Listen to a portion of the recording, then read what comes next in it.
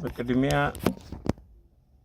ለክቡር ጓድ ሊቀመንበር መንግስቱ ኃይለማርያም ያለኝን አክብሮት እገልጻለሁ። እንዲሁም እንኳን ለ84ኛ ዓመት የልደት በዓሎ በሰላም አደረሰዎት። ለኢትዮጵያውያን አዲስ ዓመትም እንኳን ከነ ቤተሰቡ በሰላም አደረሰዎት እላለሁ።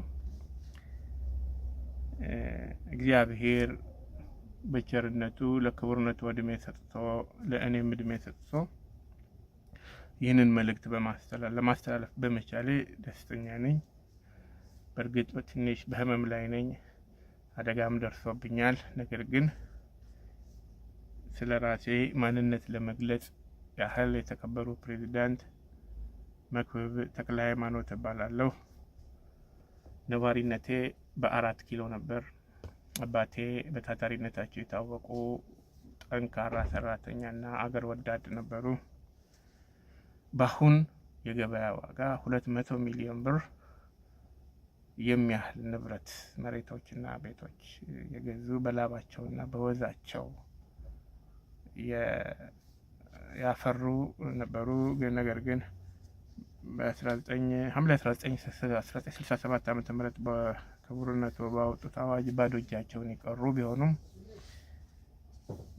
ክቡርነቱ ባወጡት የእናት ሀገር ጥሪ የሶማሊያ ጦርነት ወቅት ንቁ እንቅስቃሴ እና አስተዋጽኦ የነበራቸው ነበሩ። እኔም በከፍተኛ ችግርና ሚዘራብል ህይወት ኖሬ ባድግም በእግዚአብሔር እርዳታ አንዳንድ ችሎታዎች በማዳበር ለህብረተሰብ ጤና የሚጠቅሙ ዝግጅቶችን እንዲሁም ለ20 ዓመታት ያህል ኳሊፋይድ የእንግሊዝኛ ቋንቋ ተርጓሚ ሆኜ ሰነዶችን በመተርጎም ኳሊፋይድ ሆኜ በመስራት ህብረተሰብን ሳገለግል ቆይቼ ነበር። እንዲሁም ለህብረተሰብ ጤና የሚጠቅሙ የሜዲካል ሳይንስ ስራዎችን በመስራት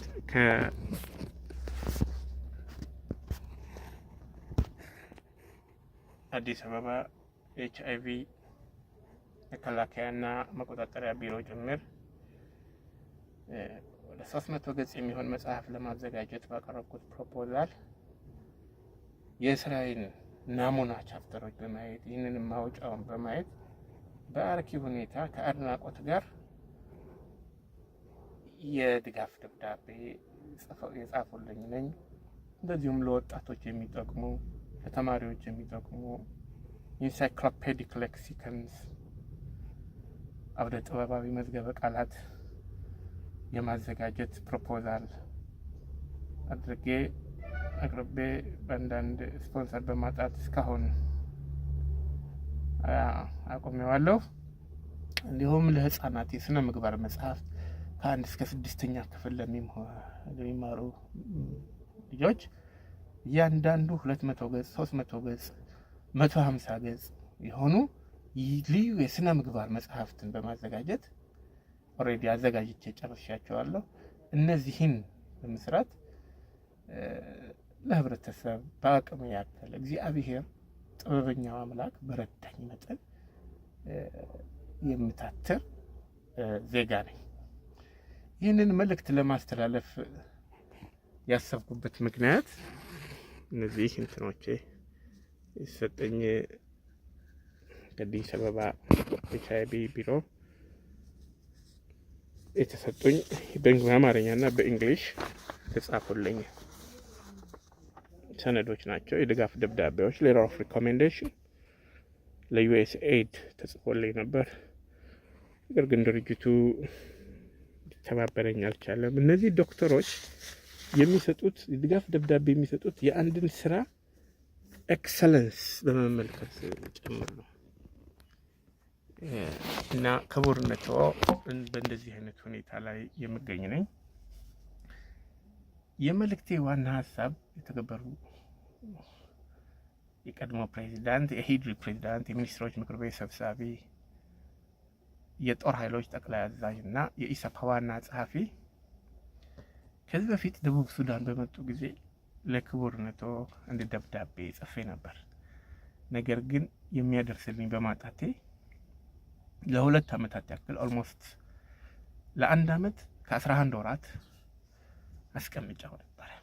ደብዳቤውን የሚያደርስልኝ በማጣቴ አስቀምጫው ሳለ ከ2 ወር በፊት አንድ ሚዲያ አብሮነት ዲጂታል ሚዲያ የሚል ሚዲያ ስከታተል የክቡርነቶ 84ኛ ዓመት የልደት በዓል ሲከበር አይቼ እርስዎን ድሮ በማቆት በሚሊተሪ ድምጸት ሳይሆን በሲቪል ድምጸት ሲናገሩ ኢምፕሬስድ ሆኜ ወደ ሚዲያው በመደወል በጨዋነትና በትህትና እኔም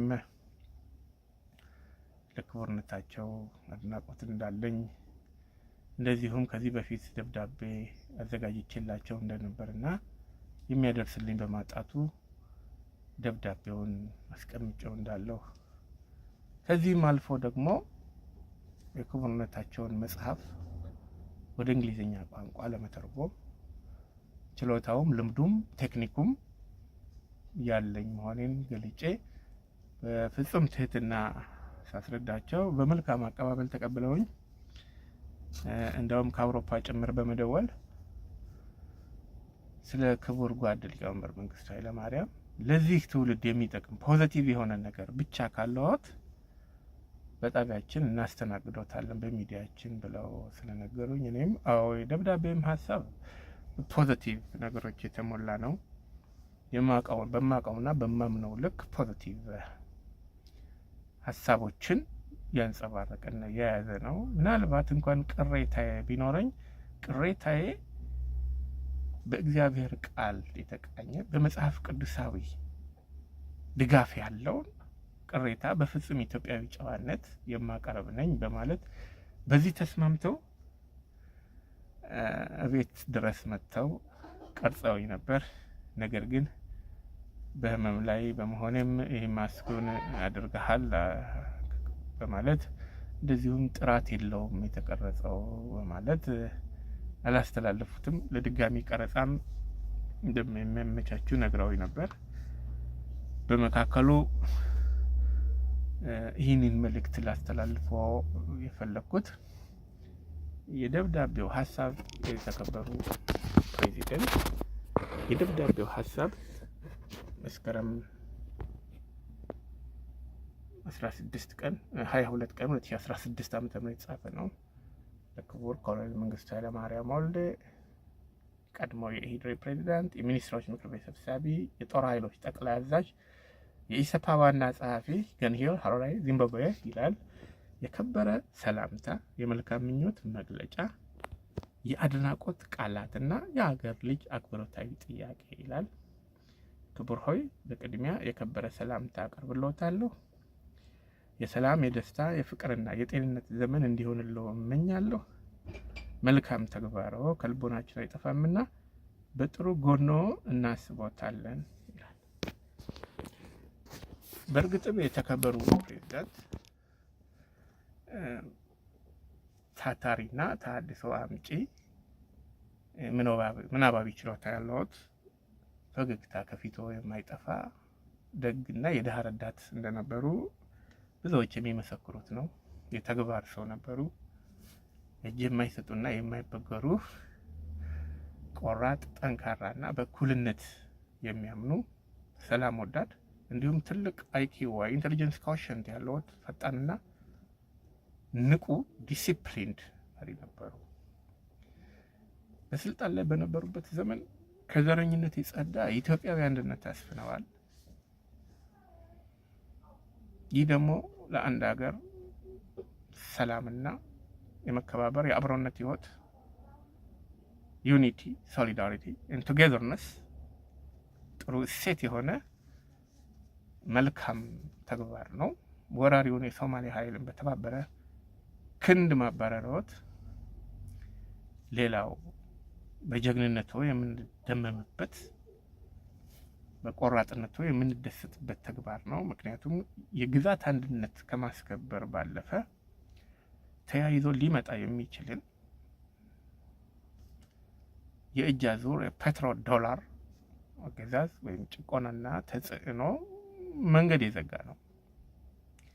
በተጨማሪም መሀይምነት እንዲጠፋ የአንበሳውን ድርሻ መጫወቶ በሰው ብቻ ሳይሆን በእግዚአብሔርን ዘንድ የሚያስወድድ መልካም ተግባር ነው። ምክንያቱም ቀድሞ መሪዎች ህዝብ እንዲማርና እንዳይነቃ ንቃተ ህሊናው እንዳይዳብር የሚፈልጉበት የራሳቸው ምክንያት ነበራቸው። ማንበብና መጻፍ የቻለ ሰው ለስልጣን ያሰጋናል በሚል ጥያቄ ያነሳል በሚል በኢትዮጵያ ብቻ ሳይሆን በሌሎች የአፍሪካ ሀገሮችም በአሜሪካም ጭምር አንድ ጥቁር ጠመንጃ ይዞ ከምታየው ይልቅ መጽሐፍ ይዞ ስታየው ፍራ በሚል መማርን የማይደግፉ ኮሚኒኬሽንን የሚፈሩ በነበሩበት ዘመን ክቡርነቶ ይህንን በጥሰው ህዝብን ጀነራል ፓብሊክ የማስተማር ሚናውን ስለተጫወቱና በዚያን ጊዜ መሰረተ ትምህርት የጀመሩ ሰዎች እስከ ኮሌጅ ደረጃ ደርሰው ምስክርነት መስጠታቸው የሚታወስ ነው። ይህ ብቻ ሳይሆን የጀግኖች ሰማዕታት ልጆች ለቁም ነገር ለማብቃት በመሞከር ሚና ተጫውተዋል። በወቅቱም ከተናገሩት ንግግር አንዱ ይህ የእናንተ መብት እንጂ ይህ እድል በተመጽዋችነት ያገኛችሁት አይደለም በሚል ልብ የሚያሞቅና ሞራል የሚገነባ ንግግር ተናግረዋል። ይህ ደግሞ ከአንድ ብሩህ አመለካከት ካለው መሪ የሚጠበቅ ነው። በአጠቃላይ ሀገራችን ታፍራና ተከብራ እንድትኖር የበኩልዎን ጥረት አድርገዋል፣ ሚና ተጫውተዋል። የሴቶች እኩልነት መከበርና ጎጂ ባህላዊ ልምምዶች መወገድ የጀመሩትም በክቡርነቶ ትጋትና መልካም ራዕይ ነበር። ሙስናና ዘረኝነት እንዳይታሰብ አድርገዋል። እንዲሁም ከድርቅ የተረፈ ህዝባችንን በዳግም ሰፈራ ሪሴትልመንት ኦፕሬሽን በማስፈር ለምለም እንጀራ እንዲበላ ጥረት አድርገዋል። ከዚህ አንጻር ክቡርነቶ ለኢትዮጵያ ህዝብ በቻሉት መጠን መልካም ራዕይ የሰነቁ እና በተግባርም ያሳዩ እንደነበሩ የሚካድ አይደለም። አብሮነት ዲጂታል ሚዲያ ካነሳልኝ ጥያቄዎችና ለአዲሱ ትውልድ ለወጣቱ ትውልድ ወይም በዚያን ወቅት ስለነበረው ወጣት ትውልድ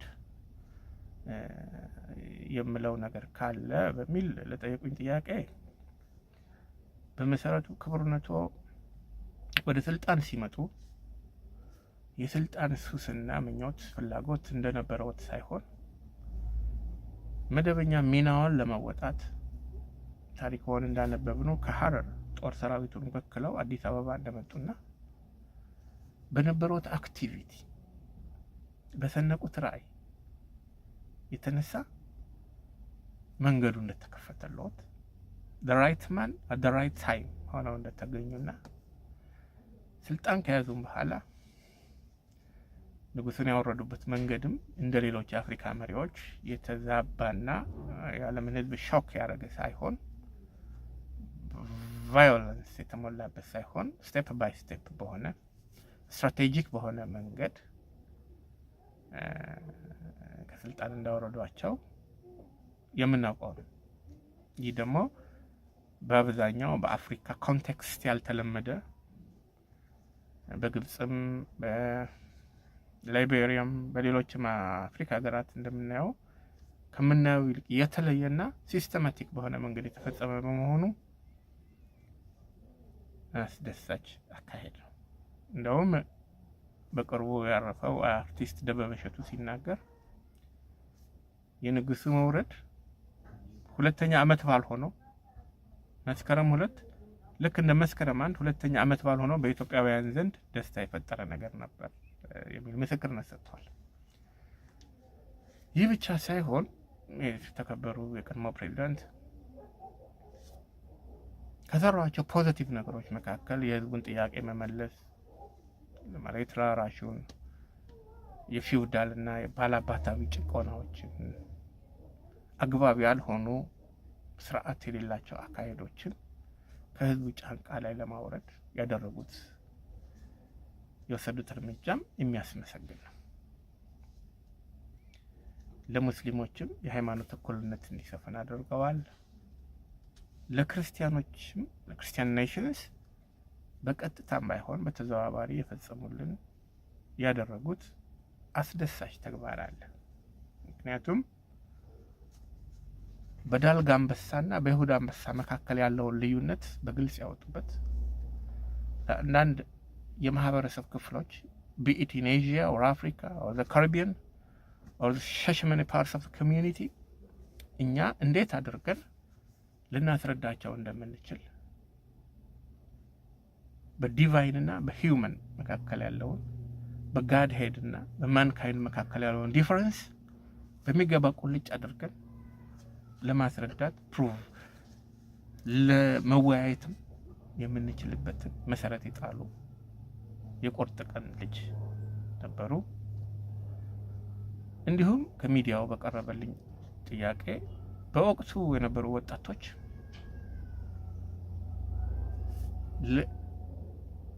ያደረጉት ተግባር ሙሉ በሙሉ የሚደገፍ እንዳልሆነ፣ ምክንያቱም ጥያቄዎች እየተመለሱ ባሉበት ሰዓት የሚሊተሪ መንግስት አንፈልግም የሲቪል መንግስት ይሁንልን የሚል ታሪክ ያልበየነውን ኮርስ ኦፍ ሂስትሪ የታሪክ ፍሰት ሂደት ያልበየነውን እነሱ ራሳቸውን በይን ብለው መነሳታቸው የአንድን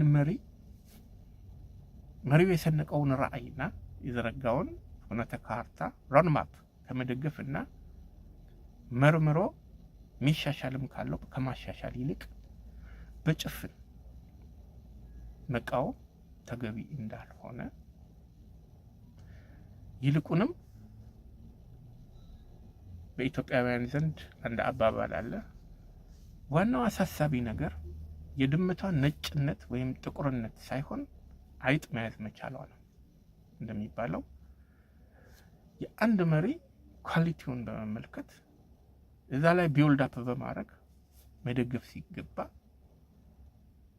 በጭፍን መቃወም እንደማይገባል፣ ቢኢት ሚሊታሪ ኦር ሲቪል ገቨርንመንት ለመቃወም ስንል ብቻ መቃወም እንደማይገባን የአሁኑ ትውልድ ሊያውቅ እንደሚገባ አስመራይበታለሁ። በአጠቃላይ ክቡርነቶ ሌሎች እዚህ ላይ ያልገለጽኳቸው ፖዚቲቭ አስፔክትስ ፖዚቲቭ ፐርሶናሊቲ ያለዎት አንዳንድ ቅር ያሰኙ ህዝቡ ቅር ያሰኙ ፖለቲካል ሞቲቬሽንስ ሊኖሩ ቢችሉም እኔ ቅሬታዬን ላቀርብ የተዘጋጁት ከእግዚአብሔር ቃል አንጻር በመጽሐፍ ቅዱሳዊ መልኩ በመሆኑ እና የፖለቲካ ተሳትፎም ስላልነበረኝ ከእውቀቴ ውጭ የሆኑትን ነገሮች ለመናገር አልችልም። በማውቀውና በማምነው ልክ ግን እነዚህ ፖዚቲቭ ሀሳቦች ምንጊዜም በመልካም ጎኑ የሚታወሱ ናቸው። ለወጣቶች የሰጠሁት መደምደሚያ ሀሳብ ደግሞ እግዚአብሔር ያገለገሉትን ሰዎች እንደማይጥልና እንደማይረሳ እርሰው ምስክር እንደሆኑ፣ ይልቁንም በሽምግልና እድሜው በሰላም ማኖር እንደሚችል ሌሎቹን አይሲሲ ጋር ሲገተር ያገለገሉትንና በቅን ልቦና የተነሱትን ሰዎች ግን እንደማይረሳና አሳልፎ ለማንም እንደማይሰጥ እንደማይጥል ለእኛም ጭምር እግዚአብሔር አስተማማኝና መልካም እንደሆነ ይህ ትውልድ እኔንም ጭምር ይህም አዲሱ ትውልድ ሊገነዘብ እንደሚገባ ነው።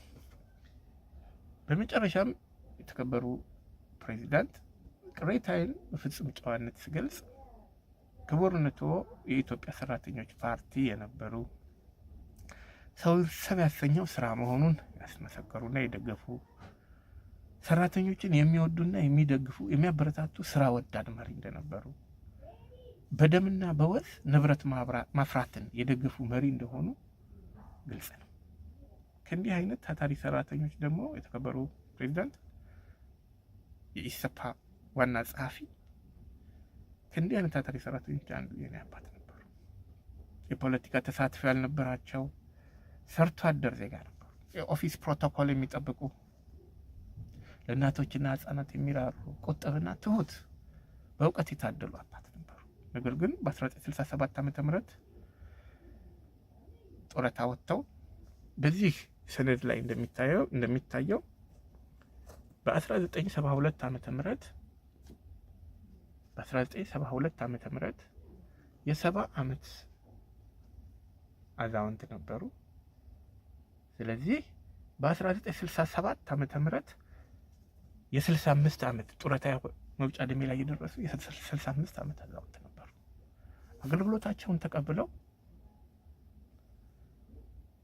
መሬቶችና ቤቶች ለልጆቻቸው የወደፊት እድል በመጠንቀቅ ያማራቸውን ሳይበሉና ደስታን ሳያጣጥሙ እረፍትም ሳይኖራቸው ጥርሳቸውን ነክሰው ደሞዛቸውን አጠራቅመው የገዙልን ቦታና መሬት ቤቶች በሰሩበት በ5 ወር ውስጥ በሚያሳዝን ሁኔታ በክቡርነቶ ትዕዛዝ ተወረሰ። ለአስረጅ የተከበሩ ፕሬዚዳንታችን የከተማ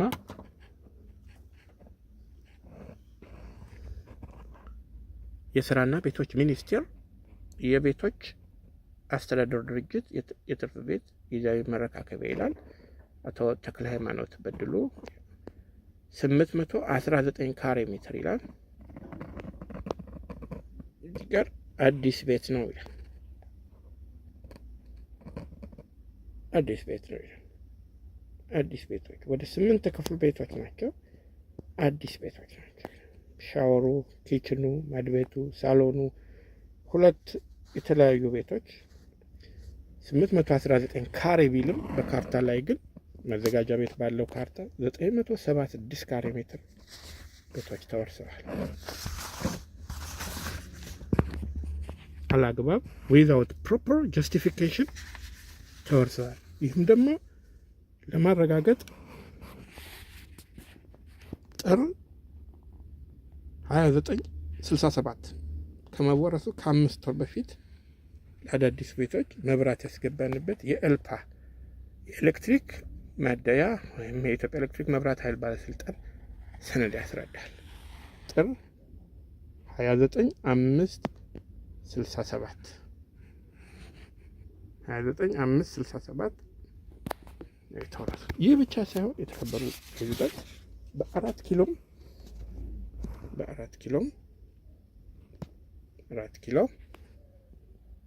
የህብረተሰብ ኢትዮጵያ ጊዜያዊ ወታደራዊ መንግስት የቤቶች አስተዳደር ድርጅት ትርፍ የከተማ ቤት በመዝገቢያና መረካከቢያ ይላል። 445 ካሬ ሜትር ቦታ ከእግዚአብሔር ቃል ውጭ በሆነ መጽሐፍ ቅዱስን በተቃረነ መንገድ ተወርሷል። ይህ የወራሽነቴ ማረጋገጫ የፍርድ ቤት ሰነድ ነው። እና የተከበሩ ፕሬዚዳንት የእግዚአብሔር ቃል በመጽሐፈ መክብብ 10 ውስጥ ምዕራፍ 10 ቁጥር 5 ውስጥ 5 ላይ መንግስታዊ ስህተት ተፈጸመ ይላል። ከፀሐይ በታች የሚያሳዝን ነገር አየሁ፣ ይህም ከገዥ የሚወጣ ስህተት ነው። ሞኞች በብዙ የክብር ስፍራ ሲቀመጡ፣ ሀብታሞች ግን በዝቅተኛ ስፍራ ሆኑ። መሳፍንት እንደ አገልጋዮች በእግራቸው ሲሄዱ፣ አገልጋዮች ግን በፈረስ ሄዱ በማለት a sort of error arising from a ruler ብሎ ያስቀምጠዋል መጽሐፈ መክብብ። ከገዢ የወጣ ስህተት ነው። ይህ ደግሞ እግዚአብሔርን ከፀሐይ በታች ያሳዘነው ነገር እንደሆነና ይህ ስህተት ከገዢ እንደወጣ ስህተቱም ሰነፉን ሞኞች የሚለውን አዲሱ ትርጉም ሰነፎች ይለዋል በክብር ስፍራ ሲያስቀምጥ፣ ሀብታሞችን ግን በዝቅተኛ ስፍራ ያደረገ። መሳፍንት እንደ አገልጋዮች በእግራቸው ሲሄዱ፣ አገልጋዮች ደግሞ በፈረስ ሄዱ። ሊትራሊ በመኪና ሄዱ። በነፃ ያወረሱትን ቤት እየሸጡ ቁልፉን የሸጡ በመኪና የሚንፈላሰሱ አሉ። አንዳንዶቹም ደግሞ ላልባሌ ነገር የሚጠቀሙበት አሉ። ለጫት፣ ለሲጃራ፣ ለመጠጥ በብዙ ሺህ ብር እያከራዩ ተኝተው ከዛ ቪሸስ ሰርክል ከሱስ ሰርክል ያልወጣሉ። ይህ እንግዲህ የተከበሩ የቀድሞ ፕሬዚዳንት በወቅቱ ይህን ማድረጎት ምናልባትም ከታሪክ አንጻር ሲንግል ሃንድሊ ይህንን ፕሮፖዛል ያዘጋጀና ያቀረበለት አንድ ሻምበል እንደሆነ በታሪክ አንብበናል። ነገር ግን ክቡርነቶ ትዕዛዝ በመስጠት ስላስፈጸሙ ታታሪዎችን የእግዚአብሔር ቃል ልን በሚቃረው ሁኔታ ሚዘረብል ህይወት እንዲመሩ በማድረግ እንደ መጽሐፍ ቅዱስ አባባል ስህተት ፈጽመዋል።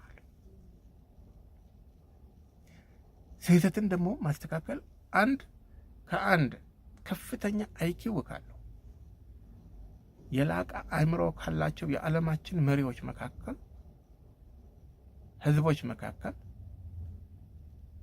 ካላቸው ሰዎች የሚጠበቅ እግዚአብሔርን ማክበርና ስህተትን ማስተካከል የሚጠበቅ ነው። በማስረጃ እንዳሳየሁት ከ200 ሚሊዮን ብር የሚያወጣ ንብረት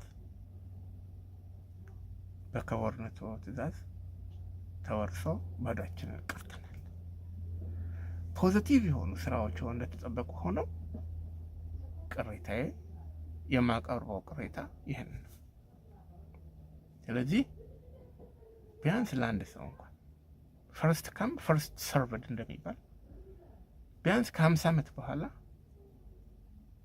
ክቡርነቶ በፈቀዱት መጠን ለጤንነት መታከሚያም ለስራዎቼ ስፖንሰርሺፕም የሚሆን ፋይናንሻል አሲስታንስ ማድረገው to the extent of your excellency's capacity በእግዚአብሔር ፊት የሚወደድ ነው፣ ደስ የሚያሰኘው ነገር ነው።